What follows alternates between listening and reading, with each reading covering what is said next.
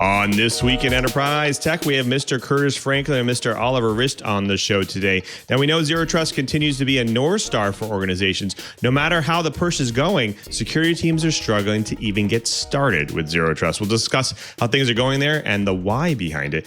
Plus, we love talking about CRM on the show. And for services teams, there's a breakthrough set of technologies that can really help them scale. Today, we have Gautam Vasudev, VP PM of Digital Engagement and Omnichannel Service Cloud for Salesforce on the show today. We're going to talk about AI for services, plus a huge outlook on Omni-channel messaging software. You definitely should not miss it. TWiT on the set. Podcasts you love. From people you trust. This is TWiT. This is TWiT, This Week in Enterprise Tech, episode 486, recorded March 25th, 2022. CRM Futures.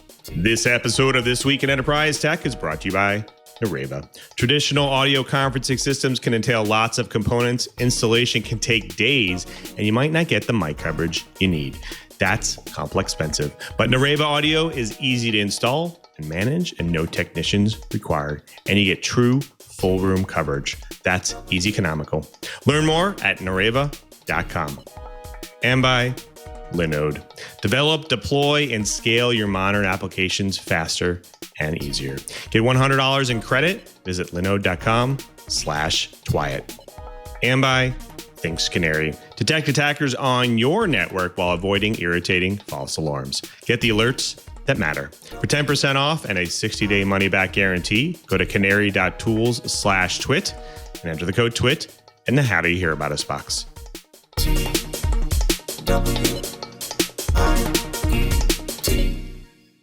Welcome to TWiT, This Week in Enterprise Tech, the show that is dedicated to you, the enterprise professional, the IT pro, and that geek who just wants to know how this world's connected. I'm your host, Louis Maresca, your guide through this big world of the enterprise, but I definitely can't guide you by myself. I need to bring in the professionals, the experts in their field. Starting with our expert in enterprise and security, he's senior analyst at Omdia, and he's Mr. Curtis Franklin. Welcome to the show, Curtis. How are you doing?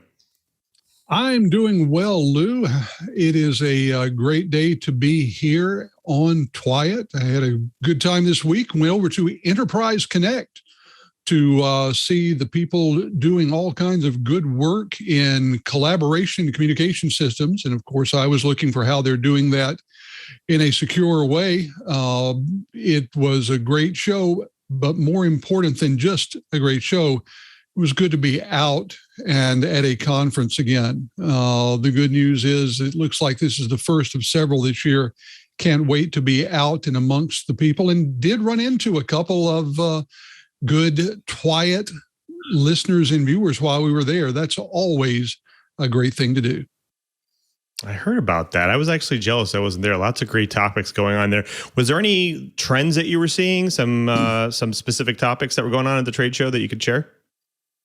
Well, I think that one of the things that we're going to have to get used to, there is a growing movement towards building virtual reality into enterprise communication systems. Saw several vendors that had various headsets that were available. And we're seeing a number of people talking about using it not only for collaboration, but for things like training. I actually saw an interesting article today from the chief learning officer at, some folks for the publication, chief learning officer, talking about how companies are going to be going virtual first when it comes to a lot of training. That's going to be a major change, especially when you're talking about people who are still working remotely. I think it's going to be fascinating to see just how well the broadband at-home offices deal with the demands of virtual reality. Right.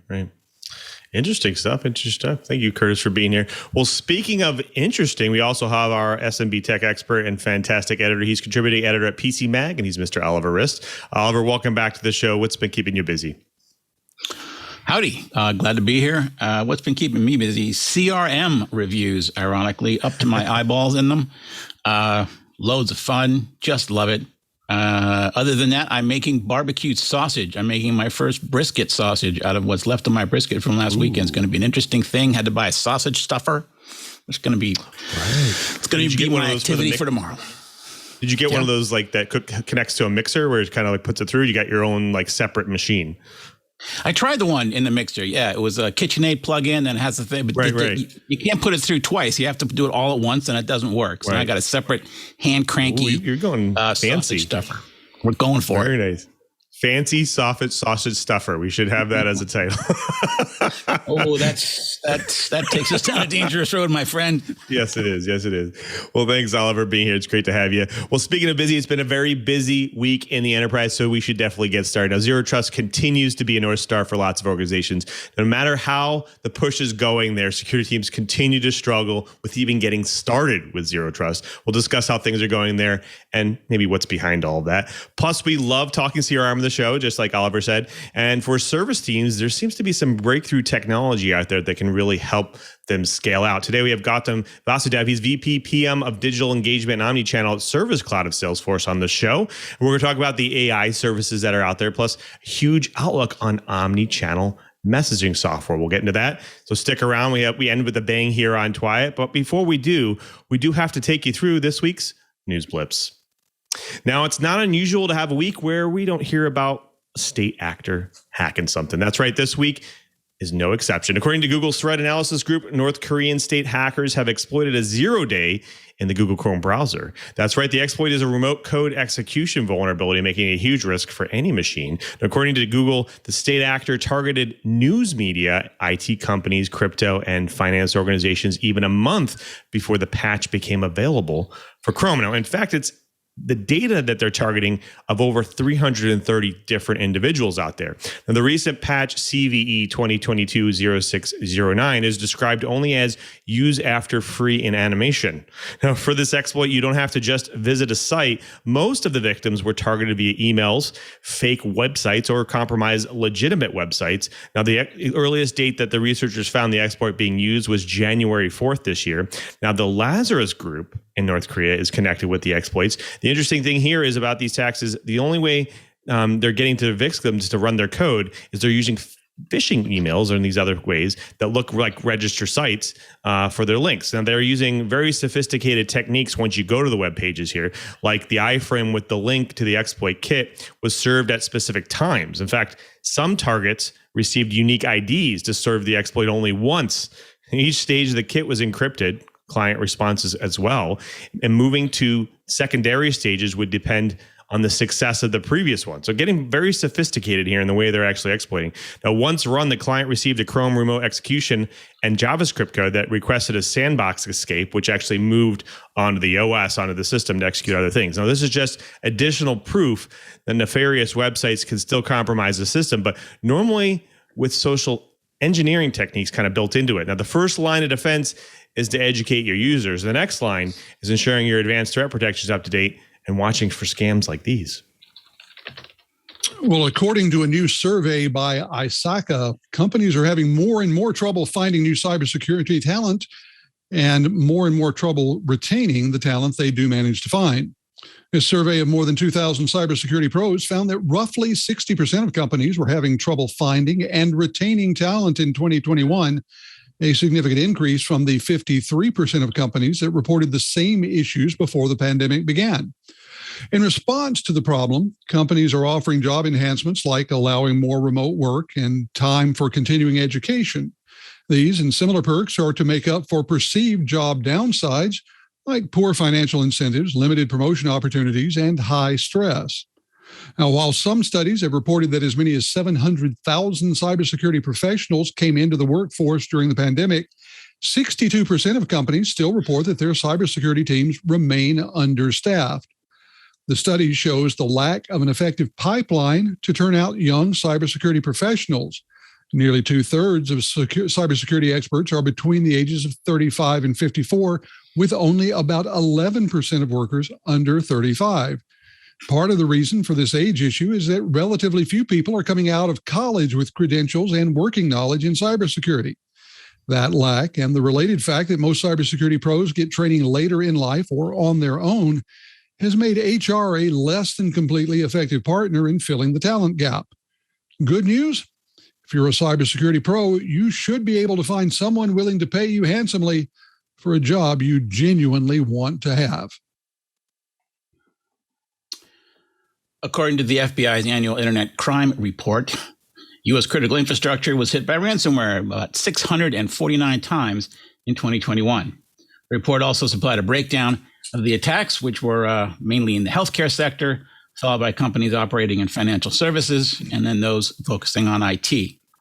But they also received dozens of ransomware victim complaints from other critical infrastructure providers in the energy sector, food and agriculture, and transportation. Meanwhile, several also reported incidents involving water management and chemical suppliers, which makes us all feel really warm and fuzzy. But the news is so much worse. The really bad news is that the FBI's Internet Crime Complaint Center says it only started tracking ransomware attacks on critical infrastructure in June of 2021, which kind of makes you wonder what they were doing the rest of the year. It means, however, that the 649 number only covers the second half of the year. So no way does that report show the full scale of ransomware's damage on the U.S. In total, the agency's report says it received 3,729 complaints about ransomware, and it estimates losses at over 49.2 million, which is something of an increase from 2020, where it was supposed to be 29.1 million. However, given the date range that they gave, common sense and experts at private cybersecurity firms like, say, Emisoft all think that number should be much, much higher, like, say, north of $920 million when you factor in downtime, legal expenses, and other associated disaster recovery costs. The FBI says these attacks will get worse in 2022, which is kind of a no-duh statement.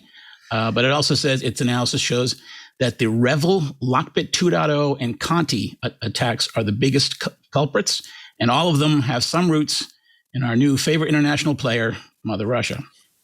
Most everyone's relationship with that country seems to be deteriorating rather quickly, so if you haven't thought about protecting your organization against ransomware, you really need to get on the stick. And as we've said in several previous episodes, there's no magic bullet there. You just have to start doing all the stuff that people have been telling you to do and that you've been ignoring because it's kind of a pain and you have other things that are more pressing. But you better start work on things like user education, much stronger authentication, and that multi-tiered pain in the butt data protection plan that you haven't set up yet. This means you. Thank you, Oliver. Well, folks, that does it for the blips. Next up, we have the News Bites. But before we get to the News Bites, we do have to thank a really great sponsor of This Week in Enterprise Tech, and that's Nareva.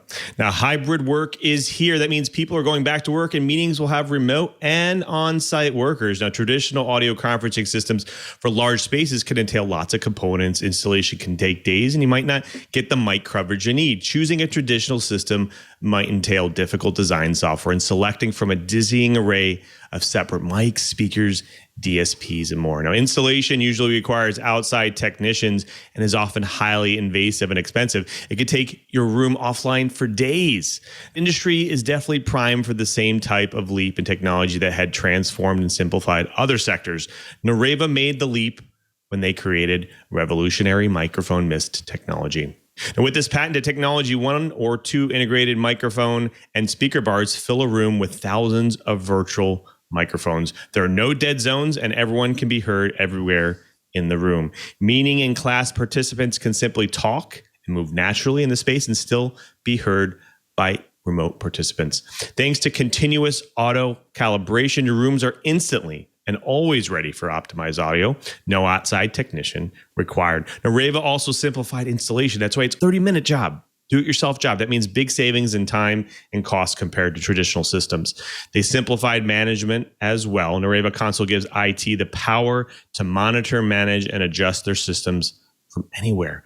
No need for IT to go to room for room. So ask yourself if you want to go with a costly and complicated system or make the leap to simple and economical Nareva. Learn more at nareva.com. That's Nareva, Nureva.com. And we thank Nareva for their support of This Week in Enterprise Tech.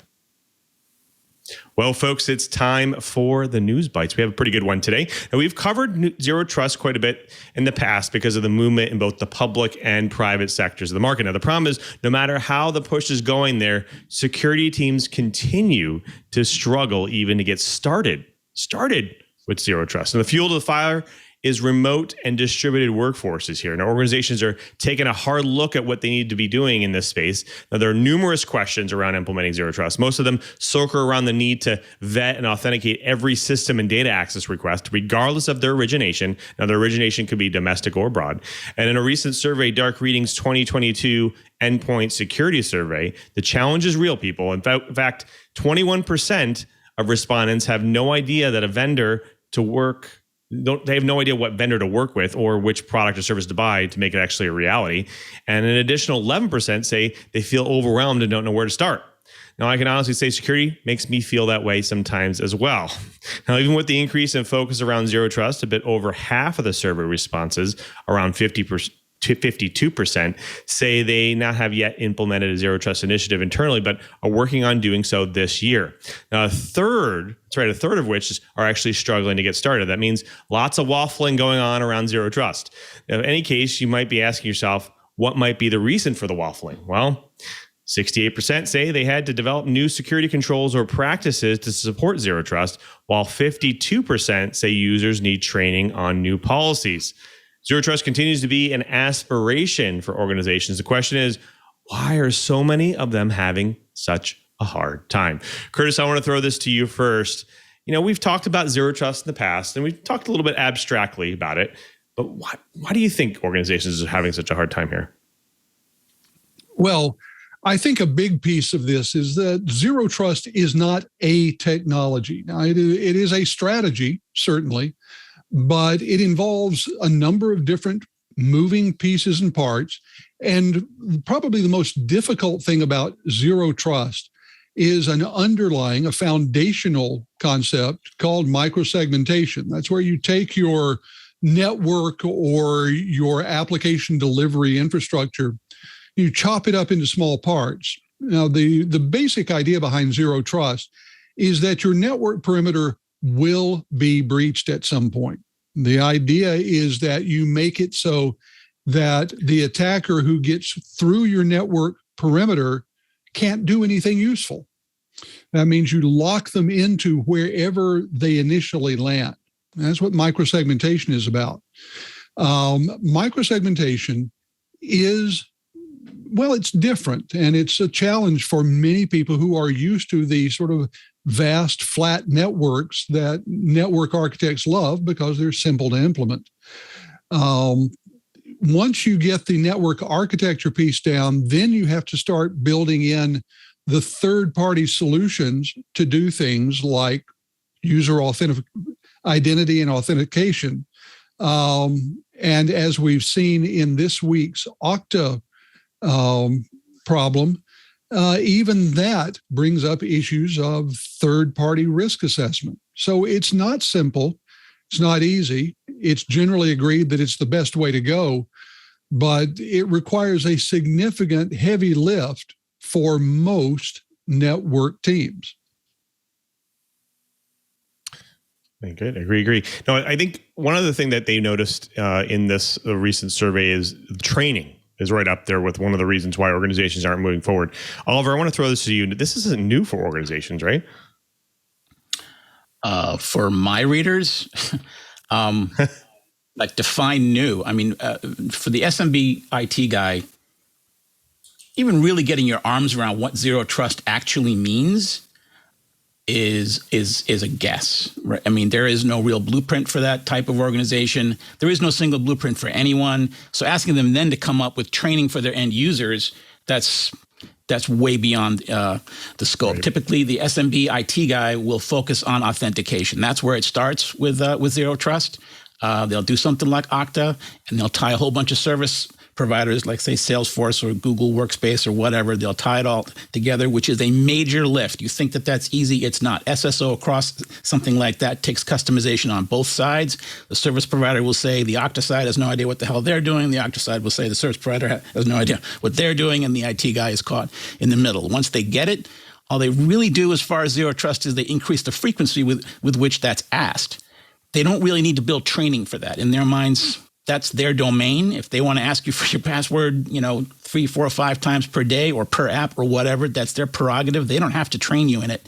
So frankly, yeah, as far as SMB zero trust specific training, I have yet to see anything that's user oriented in that department.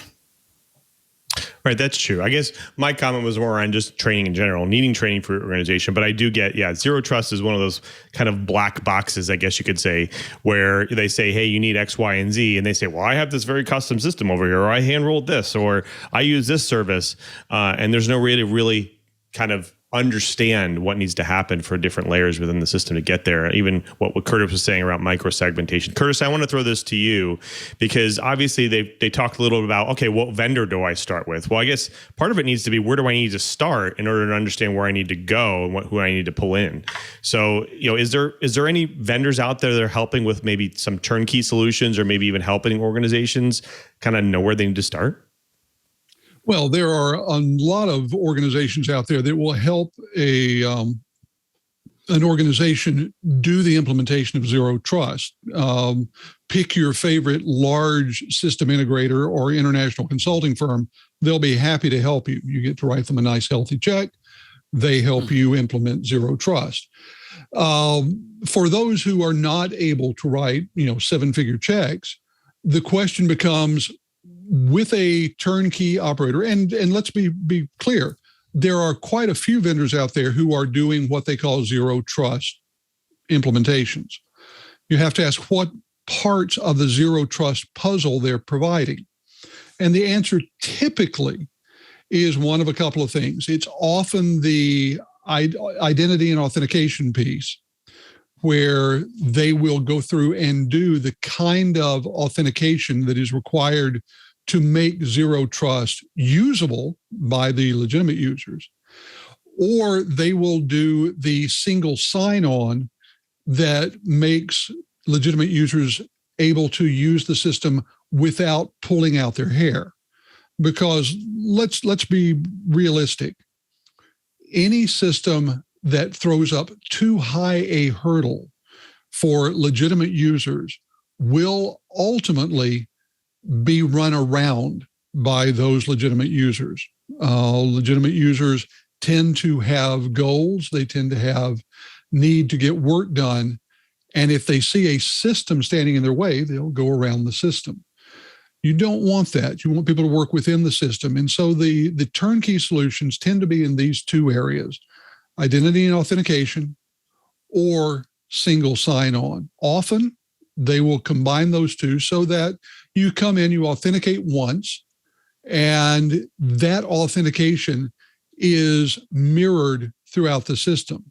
Now you can say, well, what if somebody gets in using credentials? Doesn't this give them the keys? Well, generally part of this is if they look at a lot of behavioral and other aspects of your identity. And if they see things like an IP address that is different than your normal, or in a different range than your normal, they will ask for additional authentication. If they see you coming in from a new MAC address, they'll ask for additional authentication. And basically, the more factors that are different than your norm, the more stringent the authentication requests become. And that's how they tend to protect against letting someone in to trip lightly through the fields of data in a system. So yeah, there are turnkey systems, quite a number of them. The question is, what do you need to work with? Because often these turnkey systems are designed especially for someone who is, for example, living largely within the Office 365 world, living within the SAP world, living within the Salesforce world. And so if you're in one of those universes, for your back-end systems, you're going to have a population of candidates for your assistants to make all this work. It's out there. You just have to find it and then pay the piper. That's right. Pay the piper.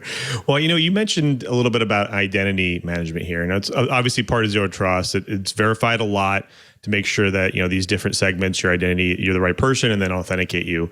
Oliver, I want to throw this to you because you and Cheever did a little bit of some identity management research back in the day that seems to kind of mirror some of this Zero Trust thing, right?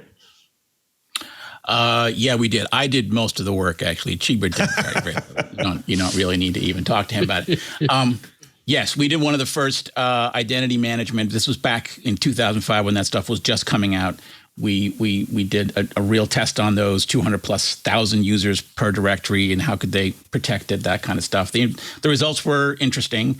Since then, that has matured radically. Obviously, it's a completely different architecture now. We did it, I think, pre-cloud, or pre-cloud service. So now that is all extremely difficult. PCMag still does an identity management roundup every year, I believe. Including Okta, and it's a very interesting read as far as watching it in practice. Like I said, I think Zero Trust, identity and authentication, that's, I don't want to say the easiest thing, but it's certainly like the most popular thing. It's what people's minds jump to, right? If you get a strong single sign-on architecture with MFA built in there, they kind of stop, and there's so much more underneath that you really need to look at. That my readers, honestly, it's hard enough just getting that first part done, especially since that last blip that we had. They can't even hire enough people who are experienced in this stuff to even get the first part done very easily. So, the technology is, if I have to finalize my comment, the technology is great. It's out there. Your solution is out there somewhere. It's just, right. It's not an easy path to get there. And whether you're paying a consultant or whether you're paying a staffer, you're paying somebody. You got to just eat that, accept it, and then move forward, because you're going to need this soon. Right. Yeah, I think, Zero Trust is one of those things, obviously, again, very black box, especially for a lot of smaller businesses that are out there. I definitely see the identity and authentication is an easier part. There's lots of turnkey solutions there. It really just depends what you're using today. You're adding more factors. You're adding more authentication to things. I think maybe we need to cover at some point in one of these shows, we need to go a little deeper. We talk about, different software that people are using, different systems, how they can be potentially integrated together, how Zero Trust can be turned on there and utilized. So we might need to go a little bit deeper at some point, maybe help some of these organizations along. We'll definitely think about that in the coming months. Well, folks, that does it for the Bytes. Next up, we have our guest to drop some knowledge on the TWiT Riot. But today we also have to thank another great sponsor of This Week in Enterprise Tech, and that's Linode. Now, cloud services and hosting are always on organizations' mind, right? That means probably you're already looking at Linode. Whether you're developing a personal project or managing larger workloads, you deserve simple, affordable, and accessible cloud computing solutions. With Linode, building applications using a simple cloud manager, API, or CLI is there. Quickly scale up or down with standard VMs, dedicated CPUs, and enterprise-grade GPUs. Now, if you haven't chosen Linode yet, you might be asking yourself, why choose Linode? Well, you'll get support experience above the rest. People choose Linode because they demand a better customer support experience. Linode's independence and mission drive them to a different standard where customers is the driving force behind everything they do. If you're worried about pricing, don't be. They pay-as-you-go, predictable, and transparent pricing. In fact, Linode pioneered the predictable flat pricing model for cloud computing. No more anxiety over hidden costs there. Scaling your resources is almost important, sometimes right out of the gate. Make it simple to launch and scale in the cloud. With Linode, you'll get flat pricing across every global data center, an intuitive cloud manager, full-featured API, best-in-class documentation, and award-winning support. Linode makes it easy to manage your applications in the cloud. Linode has proven secure and reliable enterprise-grade infrastructure with extensive peering relationships and their next-generation network. Linode delivers the modern infrastructure performance you need to innovate at scale. I found Linode. They are one-stop shop. That's right. So you don't have to look anywhere else. Whatever you want to do, you can host your website or build your app, store or back up your media. You can easily launch and enrich your developer applications, hosted services, website, AI, and machine learning workloads, gaming services, or even CI/CD environments. Plus, you can launch and scale in the cloud with their virtual machines. You can even choose shared and dedicated compute instances, or you can use $100 in credit on S3, compatible object storage, managed Kubernetes, and much more. There are a lot of cloud providers out there that don't make them easy to use. Dashboards coming out their ears, not with Linode. I found them super easy. Linode was rated the easiest to use by G2 Crowd in 2021. That's why cloud developers choose Linode, because they make managing complex infrastructure easy with simple bundled pricing, full featured API, and 100% human support. Linode helped pioneer cloud computing back in 2003, 3 years before AWS, so they have the longevity you can trust. Develop, deploy, and scale your modern applications faster and easier. Get $100 in credit. Visit linode.com/TWiT. That is linode.com/TWiT. And we thank Linode for their support of This Week in Enterprise Tech. Well, folks, it's my favorite part of the show. We actually get to bring in a guest to drop some knowledge on the TWiT Riot. And today we have the pleasure of talking to Gautam Vasudev. He's VP of Digital Engagement and Omni Product Management at Salesforce. Welcome to the show, Gautam. Thanks, Lou. Appreciate the invite and glad to be spending the time here. Absolutely. No, your title says it all. It's a very long title, and we're going to get into all of that, I think. But before we do, our audience loves to hear people's origin stories, because everyone has that unique journey. Can you maybe take us through your unique journey through tech and what brought you to Salesforce? Yeah, happy to. And I think you'll get a kick out of this. I've actually never worked anywhere else. I've only worked at Salesforce. Back in 2008, I was an intern at Salesforce, and I was in the engineering side of the house. So in those days, there wasn't even the notion of omnichannel engagement and a service cloud or our customer service specific products.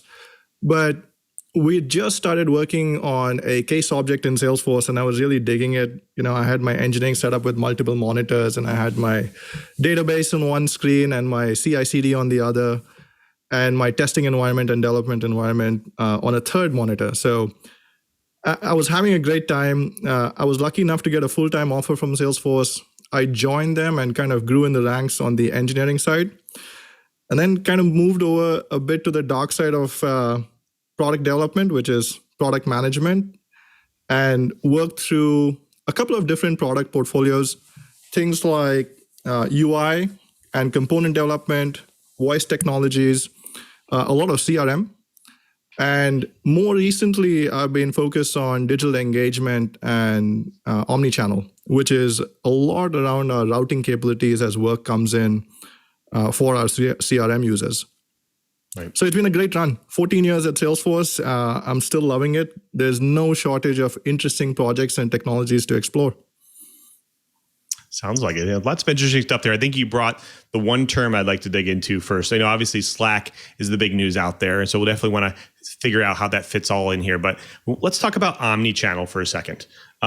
Maybe tell us what it is and why do maybe service teams care about it? Yeah, happy to. So Omnichannel, based on the context of the conversation, it can mean quite a few things, but typically you're going to get an answer like this. What customers are looking for is an effortless experience when they engage with businesses. So if you're trying to reach out around a service issue, you might tweet at them, you might want to SMS, you might want to reach out via email, etc. Omnichannel is the notion that I can engage with a business on the channel of my preference, and the business is able to understand the context of who I am and also just continue the conversation. So let's say I started the conversation on the phone, but hey, now I need to get into my car and drive somewhere. Can I get an update on the issue over email or over text, etc.? So this notion of reach out over multiple channels, understand the customer context and continue the conversation is one part of Omnichannel. The flip side is, hey, connect the customer to the right agent. There's, you might have a number of different issues that you want to connect with an organization around. Typically, we talk about billing or account management, etc. It's really frustrating when you get transferred from one agent to another. So routing and skills management within an enterprise context is a big part of what we consider omnichannel as well. Got it. So it sounds like, I like how you distilled that. It sounds like obviously keeping everybody in the know, but making sure that all the data that they potentially need to do their job is available to them, whatever medium they want to be on. And it sounds like Salesforce is trying to do that. Now, sounds like that also means things like Slack, right? Yeah, very much so. And in fact, there are a lot of different business units in Salesforce that were excited about the Slack acquisition, but particularly for our group and service organizations, Slack presents an enormous opportunity along with Microsoft Teams and other collaboration tools for something we call swarming. And swarming is the notion of when a customer reaches out to a business, can that business solve the customer's request without transferring them from one group to another? Swarming is the notion where that first rep that takes the customer's issue is able to use tools like Slack to create a swarm channel or a swarm engagement and pull in experts so that they really drive up that customer experience by solving the issue the first time the customer has reached out. So it drives up your first call resolution significantly. It also trains the agent because every time there is a swarm, the agent is learning more and more from experts and is able to address the customer's issue. Now, at the same time, swarming is expensive because you're involving so many experts. So there is a lot of calibration that needs to be done and cultural education to encourage business to swarm. However, what we are hearing from customers is the units that do swarming well are really driving up CSATs. They are driving up better employee satisfaction as well and employee learning. So it's interesting. So, and what I'm noticing also as well is along with all of these kind of innovation going around integration with different channels and different capabilities there's also some layering going on there, right? There's some new capabilities that are happening on these channels. I just got into robot process automation and kind of making sure things are automated in some way. How are these types of things applying to some of these omnichannels? So great question. We typically think of engagement in an omni-channel context in one of three ways. The first is completely self-service. And that is when a customer is reaching out over a channel, maybe it's a community, maybe it's even on the phone, and you're able to introduce a bot interaction that maybe does a self-service operation for them. So I want to check the status of my order, or I want to update my address. Those are the kind of things that a bot or a self-service flow can handle. There's a second tier to that, which is AI assisted. And this is a little more mature than basic self-service processes in which you might be looking to say, understand what a mortgage application looks like, or do a return order, or check on the size availability of a particular item that you want to shop for in retail, for example. The third tier is agent assisted, which is, hey, I've tried to solve this on my own. I've tried to engage with a bot, but the knowledge articles that were provided or the guidance that was provided by the bot wasn't really enough. Now I need to speak to an agent. So this piece, we're noticing a big shift in agent-assisted conversations in the sense that customers are expecting a lot more when they finally connect with a human, because they expect that the simple low-calorie conversations are going to be resolved through these self-service channels. In addition, agents want to do so much more with the conversation. They want to be empathetic to the conversation, and they don't want to battle their software sitting on their desktop.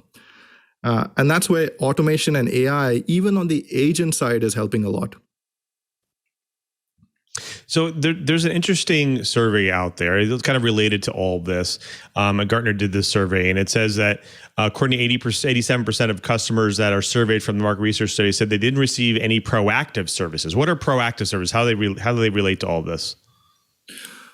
So proactive service is a family of capabilities where even before an issue reaches the awareness of an end customer, the business is aware of the issue that's ongoing, and they might reach out either through a notification or in some cases even a coupon to say, hey, dear customer, you're going to experience an issue, and be aware that we're actively working on it. So let's say you're on a streaming service and you're experiencing significant lag. Wow, it makes a huge difference if that streaming service just sends you a notification saying, hey, you're experiencing lag, don't worry, we're on it. Proactive service is the broader umbrella term for a few different types of service below, such as preemptive service or predictive service, where there's a sense of, hey, this customer is going to need support, and we're going to reach out to them before they reach out to us. Just some simple examples of preemptive and predictive service. Maybe you need to go and schedule maintenance for your car. Or, in the context of real estate, maybe your elevator needs its next checkup, etc. So proactive service can definitely span a large family of use cases, but it is where we are heading. And there's another exciting trend around that, which is in analytics called continuous improvement, which we can get into if we have the time. Yeah, absolutely. Before we do that, really interesting thing is said about predictive analytics, and how does this relate to some of the supply chain stuff that's happening out there right now? Can it help with some of that as well? It absolutely can. Now, we're still in the nascent stages of that kind of exploration, but I'll give you two examples where this kind of proactive service can help. So there is a family of features that we are developing around incident management.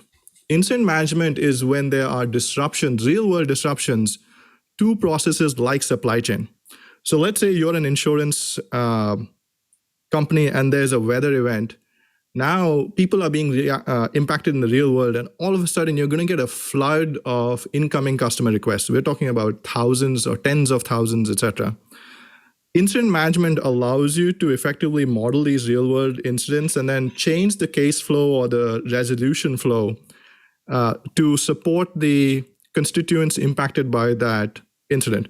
So for example, in the case of this insurance scenario, you might change claims adjustment rules. You might prioritize inspections going out, or cutting financial payouts for for the folks that are impacted by this incident. So that being the first example, I wanted to go back to your point about supply chain. Supply chain and incident management are also an area of exploration for us, because let's say that there is a weather event, or your stores are not receiving the goods that they need to stock their shelves. Those eventually get modeled as incidents and allow stores to then start logging cases against that. So let's say trucks are not arriving at the stores because there's snow. How do you know which stores were impacted? How do you know the kind of SLA that you need to meet to now restock those stores? So in that context, incident management, proactive service, and supply chain are just coming together in this wonderful orchestration, and we are super excited about it. Right. Some interesting stuff going on there, but one of the big things that I've seen, I think you guys actually have a really great survey out there. Obviously, services and customer service, they're a challenging job, and they require a lot of knowledge base and a lot of communication skills and using the correct tools and having the right data in place.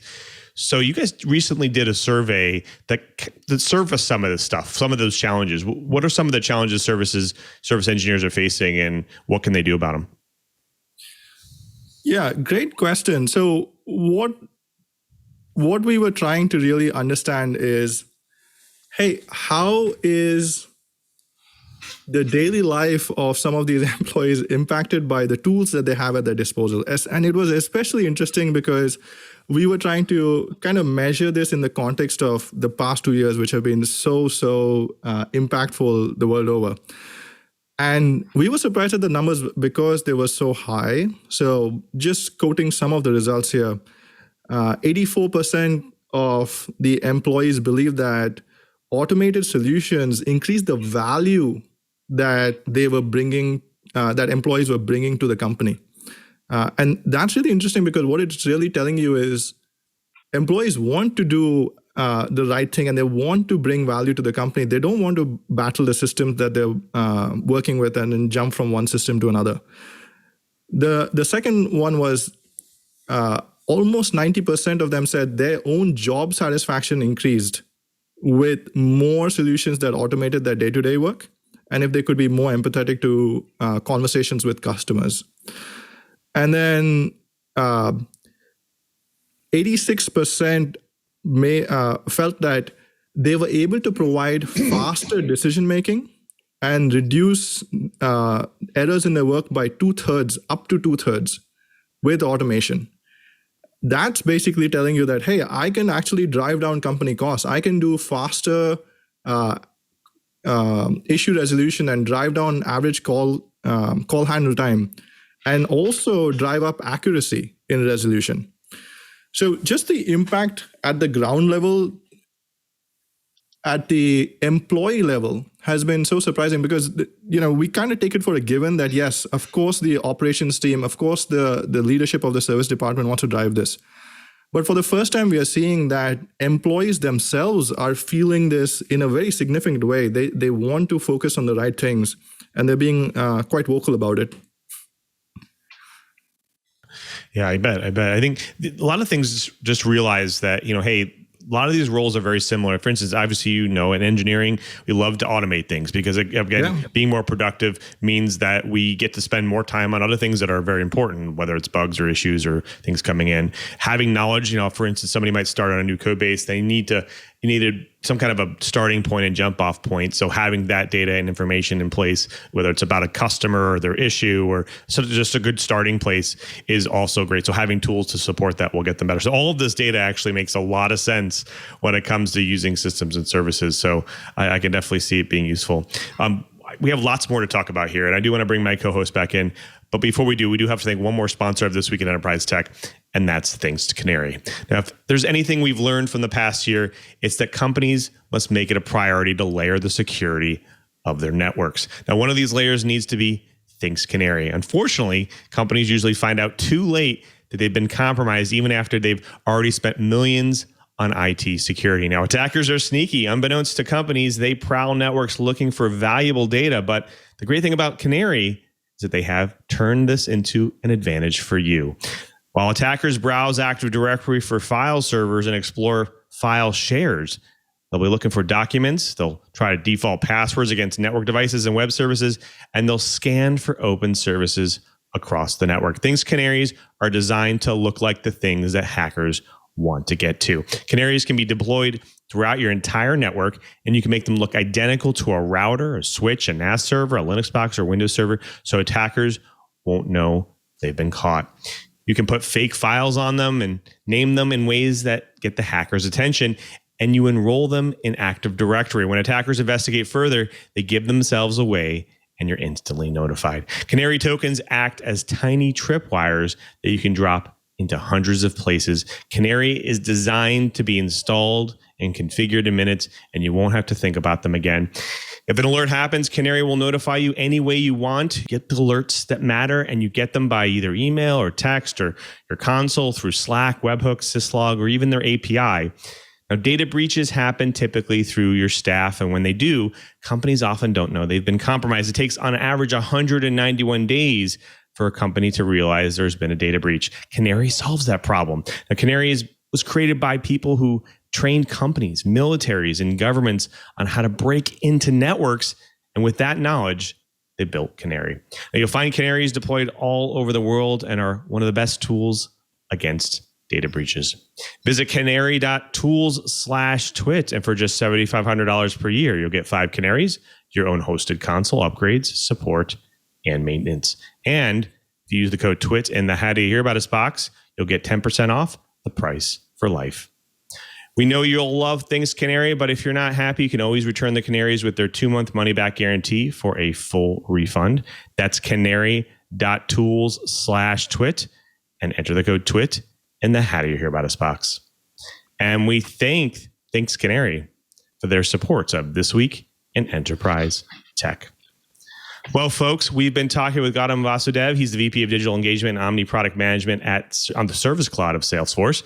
Now, we have lots more to talk about here. I do want to bring my co-hosts back in because they have lots of questions here. In fact, I want to start with Oliver first because, Oliver, you've been doing a little bit of CRM investigations here. How important are some of these things for the services side of things? They're very important, and I wanted to ask one question that has been bugging me for a while.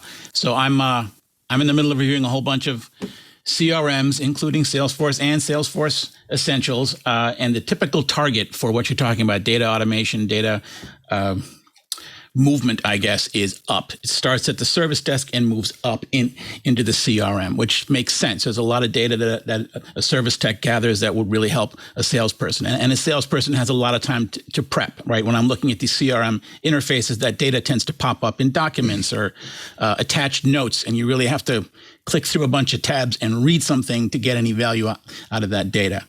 I don't get a lot of pitches from the CRM vendors about data going back the other way.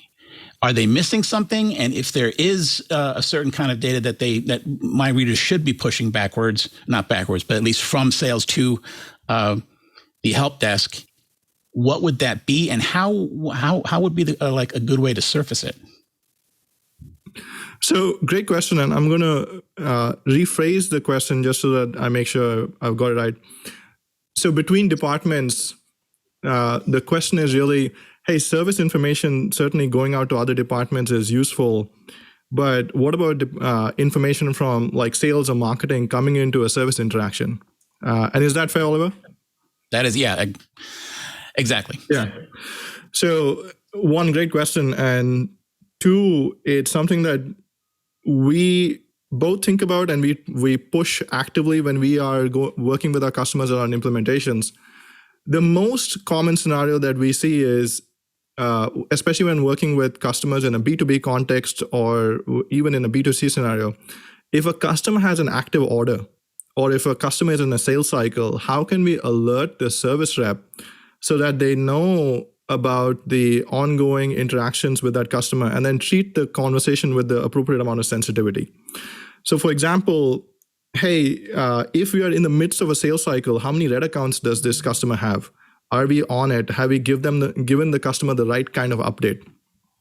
In a marketing context, if this customer is in the midst of a service scenario and is showing signs of dissatisfaction, now is probably not a good time to send them promotional materials, but it might be a good time to send them some kind of discounting or coupon so that we can help address the customer's anxiety or dissatisfaction, as I mentioned. So the notion of next best action for both the service rep, but as well as next best action, pulling in context from a sales deal or sales information, or where the customer is on the marketing journey, is becoming more and more relevant. And what we see on the ground today is customers are absolutely marrying this data. The first kind of integration that they have is typically between sales and service data, so that they can very clearly tell sales reps how many active issues are ongoing with this customer, and on the service side, where the customer might be in a deal cycle or if a renewal is coming up. On the marketing side, we are really finding that customers have been very vocal in saying that, hey, if I'm doing a promotion and the customer wants to respond, but they might have a sales inquiry or a service inquiry, can we do it off the same interaction? So if you get a text or if you get a notification or an email, can we immediately convert that into a sales or service interaction? So this blending of data and workflow across departments is becoming the norm now. Good. Do you have specific tool? I mean, I know Salesforce is an ecosystem, but a lot of that self-code stuff is very complicated. Like, are there actual more easier to use tools, or is that evolving as time goes on, especially for something like Salesforce Essentials, which isn't really aimed at the larger enterprise customers to make journeys like that simpler? Yeah. So two parts to this. For our Essentials offering, there's definitely something in the work now. I'm not the best position to talk about it, both in terms of roadmap and what we can disclose, but also in terms of the sheer scope of what we are doing. But there is a project ongoing where we are going to be effectively delivering use cases across departments at that Salesforce Essentials SMB level. We want to help our customers just move away from the notion of, hey, this is a service interaction or this is a service module, to you're going to help your customers. And the way you do it, whether it's a marketing or sales or service interaction, is going to be less of a concern. The way we are doing that, by the way, and this applies to both the Essentials module as well as our mid-market enterprise products, a few tools. The first is our Flow platform. And for viewers that might not know what that is, Salesforce Flows are essentially the entire automation workflow that Salesforce is built on internally, as well as what we offer to customers. That platform can now pick up data that lives in Sales Cloud, in Marketing Cloud, in Service Cloud, etc. So you can start defining what a service resolution process looks like or what a sales process looks like through point and click. This is a tool that's aimed at departments, not IT. So the first tool is, of course, our Flow platform. The second set of tools are Next Best Action. That is a really good way of trying to highlight and ensure that your sales or service reps are aware of that relevant information. They don't have to go digging around it. And the third is Bespoke Tools. Some of this data doesn't live in Salesforce. And in that realm, although you still have to go back to some amount of coding and integration to bring data from outside of Salesforce into Salesforce, we're going to make that much easier with some of what we're launching on the MuleSoft side through MuleSoft Composer. I don't know if that's something that you have run into before, but those are turnkey integrations that we are offering with systems like Workday or ServiceNow, etc., so that you don't even have to turn to code to get in information that doesn't live in Salesforce. So I hope that gives you an answer where first we're trying to make it so that our use cases just natively are less service or sales specific. The second is our automation and next best action platforms are there to surface the right information. And then if your information lives outside of Salesforce, we're trying to provide more turnkey solutions through MuleSoft to pull that data into that 360 view that your sales rep or your service rep are looking at. Excellent. Thanks. Yeah, it's an exciting time. Thank you, guys. I do want to bring Curtis back in as well. Curtis? Thanks, Lou. And one of the questions I have, we've been talking about, and obviously the emphasis is going to be how you can do development to help your agents be more effective, more efficient. But this week at Enterprise Connect, saw a number of companies that were offering programs that allowed automation to help with things like regulatory compliance or even policy compliance. Is that something that you see companies through these low-code platforms trying to figure out how to establish policy automation, or is that the sort of thing where either Salesforce offers assistance in that regard, or you find third parties who come in and offer the assistance in integrating the policies and regulations into the automation there?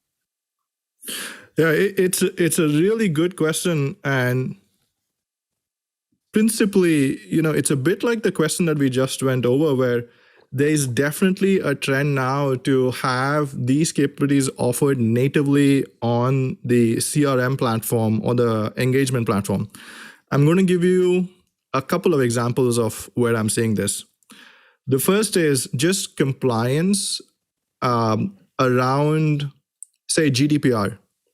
It is now a default expectation that Salesforce provides GDPR compliance across all our services. And for viewers that might be less aware of what GDPR is, it's a European standard which allows end customers to really control the data that is being shared with businesses, their data that is being shared with businesses. And they have the right European citizens have the right to remove their data from any of these systems. Salesforce, it is now absolutely clear that customers expect this straight out of the box with vendors. And so to that degree, compliance is just now part of the core offering. However, we are seeing customers go much further than that as well. So 2 examples I'm going to give you. The first is for our channel offerings, customers have a high degree of expectation around PCI or credit card compliance, so payment card industry compliance, where the removal of credit card information from any transcript is now a default expectation. Customers want tools that provide that. But customers are going even further, and there are areas like voice biometrics, for example, or analyzing transcripts to make sure that agents are reflecting the status of a case appropriately are now in play. So literally, we've had customers who said, hey, would it be possible, because you're already analyzing these transcripts, to see if an agent categorized the outcome of this call or chat correctly?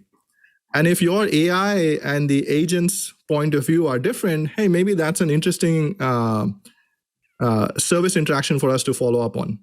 So that is the degree to which customer expectation around compliance and this kind of analytics is growing. That's really interesting, and especially the analytics, because I'm not sure that there is an area of business that is more heavily analyzed than call center operations. So when you're talking about these smaller organizations, are they depending on you to provide a level of analytical sophistication that puts them on a par with some of the larger players? Or, do they know enough to ask for that level of analysis? Is that something where you're having to help the customer out, understanding just what kind of analysis they need? It's definitely the latter, and I would say the latter even for mature businesses. So I'll use 2 examples for this. The first is what we call conversation mining, which is, hey, can we start surfacing, or our customers, our Salesforce, can Salesforce, you start surfacing the topics that customers are engaging with us on? And there are 2 ways to do that. The first is you could classify the case record or the ticket manually. The second is you could look at the chat transcript or the email content or the voice transcript, and then use AI to make the suggestion of what topic this is based on confidence thresholds. We're finding that there's an immense appetite for the latter now, especially in the context of some of the compliance that we mentioned. The ask for that is both on the enterprise side as well as on the mid-market and SMB side. There's a lot of awareness that these kinds of capabilities exist, and there's high demand for it, especially because I think the notion of launching AI or automation that requires a data scientist is now, we are past that stage. It is too expensive for even mature businesses, let alone SMB and mid-market solutions, to have data scientists on the team validating or verifying the models that vendors push out. So what we are seeing is that mid-market and SMB customers are asking us for really, really turnkey solutions which they can transparently validate. And those are things like conversation mining, classification scenarios where they have, if the customer has enough data, we just build the models automatically, and then the customers are able to verify them transparently through regular reporting, through regular analytics, etc.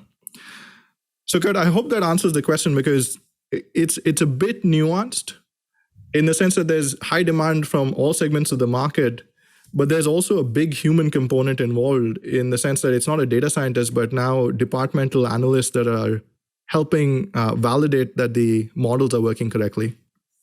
Thank you, guys. Thank you. Well, unfortunately, time flies when you're having fun, right? Well, Gautam, thanks so much for being here. We appreciate you being here. Before we close up, I did want to give you a chance to tell the folks at home where they can learn more about Salesforce and maybe how they can get started. Yeah. I would definitely suggest my favorite place for all things Salesforce, which is Salesforce Trailhead. This is a place where which really allows you to very quickly spin up a trial experience for any of our Salesforce properties, whether it's Service Cloud or Sales Cloud. And if you just want to know how an email comes into Salesforce and how you can resolve an email interaction or a voice call, etc., Trailhead is an amazing resource for you to really get that first exposure to our platform. And then, of course, our Service Cloud channel on whether it's YouTube or LinkedIn, there's no shortage of new and interesting updates. Particularly one, we just announced a pretty significant announcement with Google and UJet around their contact center offering. We're really excited to go deeper on that side as well. Fantastic. Thanks again, Gautam. Well, folks, you've done it again. You sat through another hour of the best dang enterprise and IT podcast in the universe. So definitely tune your podcatcher to TWiT. I want to thank everyone who makes this show possible. It's a team effort. We have the best team in the industry with my co-hosts, starting with our very own Mr. Oliver Rist. Oliver, what's going on for you in the coming weeks? Where can people find you? Where can people find me? Aside from out on my deck with my Traeger, making sausage, I will be, I'm still finishing up CRM reviews, so they won't be seeing me any actual writing for a while, but come mid-April, third week of April, we should start seeing that stuff get printed, and then you can read up on Oliver's CRM opinions. Fantastic. Looking forward to it. Thanks, Oliver. Well, of course, we have to thank our very own Mr. Curtis Franklin as well. Curtis, what's going on for you in the coming weeks? Where can people find you? Well, people can always find my opinions on dark reading on the Omdia tab or at, of course, omdia.com. I'm working on my research on cybersecurity awareness training. That's going to be published mid-year. Also, beginning some research on risk assessment. And finally, I'm getting ready to go to a couple of shows. We got RSA coming up in June. We got Black Hat coming up end of July, followed by DEF CON. It's going to be an exciting summer, and hopefully I'll get a chance to see some of the TWiT Riot while I'm out there. Thank you, Curtis. Well, folks, we also have to thank you as well. You are the person who drops in each and every week to watch and to listen to our show to get your enterprise and IT goodness. We want to make it easy for you to listen and catch up on your enterprise and IT news. Go to our show page right now, twit.tv/TWiT. There we have all the amazing back episodes, the show notes, the co-host information, the guest information, of course, the links for the stories that we do during the show. But more importantly, next to those videos, you'll get those helpful subscribe and download links. Support the show by getting your audio version, your video version of your choice, and listen on any one of your devices or any one of your podcatcher applications, because we're on all of them. Definitely subscribe and be part of the movement. Plus, it's the best way to support the show. But you also may have heard Club TWiT. That's right. It's a members-only ad-free podcast service with a bonus TWiT Plus feed that you can't get anywhere else, and it's only $7 a month. Now, one of my favorite things is the Club TWiT Discord channel. Some really fun and interesting conversations and some channels out there. So definitely check that out and all the people that are on there. Join the Club TWiT and be part of the movement. Go to twit.tv/Club TWiT. Now, Club TWiT also offers corporate group plans as well. It's a great way to give your team access to all of our ad-free tech podcasts. The plans start at 5 members at a discounted rate of $6 each per month, and you can add as many seats as you like. And it's really just a great way for your IT departments, your sales departments, any one of your departments, developers, tech teams, sales teams, to stay up to date with access to all of our podcasts. And just like the regular memberships, you can join the TWiT Discord channel as well, server, and get the TWiT Plus bonus feed as well. So definitely join Club TWiT at twit.tv/Club TWiT. Now, after you subscribe, you can impress your friends, your family members, your coworkers with the gift of TWiT, because we talk a lot about fun tech topics on this show, and I definitely think they will find it fun and interesting as well. So definitely share it with them. Have them subscribe. Now, if you're already subscribed, you're available on Friday 1:30 p.m. Pacific time. We do this show live. That's right. Come see how the pizza's made. Come see the behind the scenes, all the banter that we do here on the show and all the fun that we have. And as well, if you're going to watch the show live, we do that at live.twit.tv. You can check that out. The website has all of our streams on there. Plus, if you're going to watch the show live, you need to jump into our chat room live as well as our IRC channel. It's our famous IRC channels. There's some reoccurring characters in there. And of course, lots of other new people that join each and every week. A lot of web users that just jump in there and want to ask questions and be part of the live show. So definitely do that at irc.twit.tv. You know, I want you to also hit me up on Twitter, twitter.com/LouMM. I want to hear all of your show ideas. I want to have good conversations about trending topics, enterprise news, that kind of thing. So definitely hit me up there at twitter.com/LouMM. DM your show ideas. Send me your messages. Of course, you want to know what's going on in my normal work week at Microsoft. You could always check out developers.microsoft.com/office. There we post the latest and greatest ways for you to customize your Office experience, whether it's macro recordings in Excel or customizing your Outlook experience with web technologies. So definitely check all of that out and see how you can make it more productive and more of a better, or even a better experience for your organization. So definitely check that out at developers.microsoft.com/office. developers.microsoft.com/office. I want to thank everyone who makes this show possible, especially to Leo and Lisa. They continue to support us each and every week. Do This Week in Enterprise Tech, and we couldn't do the show without them. So thank you for all of their support over the years. And also thank you to all the engineers and staff at TWiT. And also thank you to Mr. Brian Chi. He's lurking in the chat room behind the scenes, but he's not only our co-host each and every week, once in a while, he's also our producer. That's right. He does all the bookings and the plannings for the show, and we couldn't do this show without him. So thank you, Cheebert, for all your support over the years. We couldn't do this show without you.